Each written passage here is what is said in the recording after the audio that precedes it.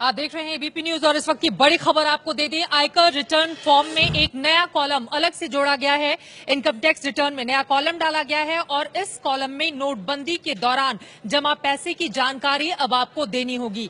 2 लाख से ज्यादा पैसे जमा करने की जानकारी आपको देनी होगी। 8 नवंबर यानी कि जिस दिन नोटबंदी का ऐलान हुआ था उस दिन के बाद से अगर आपने 2 लाख या उससे ज्यादा की रकम जमा की है बैंकों में तो उसकी जानकारी आपको इनकम टैक्स रिटर्न फॉर्म में देनी होगी। ये नई व्यवस्था की गई है। शिशिर सिन्हा हमारे संवाददाता इस वक्त जुड़ चुके हैं ज्यादा जानकारी के साथ। शिशिर, विस्तार से बताइए ये नई व्यवस्था किन किन बातों को ध्यान में रखते हुए की गई है और क्या है इसमें? देखिए, अभी जो आप इनकम टैक्स रिटर्न दाखिल करेंगे 2016-17 के लिए, जिसके लिए आमतौर पे आखिरी तारीख 31 जुलाई हुआ करती है, उसके लिए नए फॉर्म जो है वो नोटिफाई किए।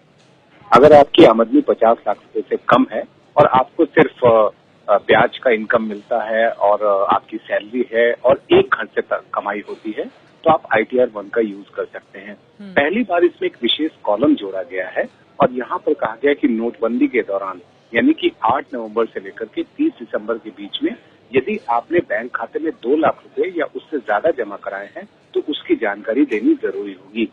ये व्यवस्था इसलिए की गई है ताकि काले धन को लेकर के जो कुछ भी जानकारी स्वेच्छा से लोग दे सके उसके बारे में इनकम टैक्स विभाग को पता चल जाए।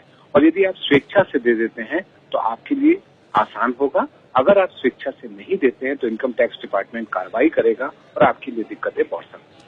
बहुत शुक्रिया शिशिर सिन्हा इस पूरी जानकारी के लिए। तो ये नई व्यवस्था की गई है इनकम टैक्स विभाग की ओर से। नोटबंदी के दौरान यानी कि 8 नवंबर से 30 दिसंबर के बीच 2 लाख या उससे ज्यादा की रकम अगर आपने बैंक में जमा की है तो इसकी पूरी जानकारी आपको ITR में देनी होगी। ये है एबीपी न्यूज, आपको रखे आगे।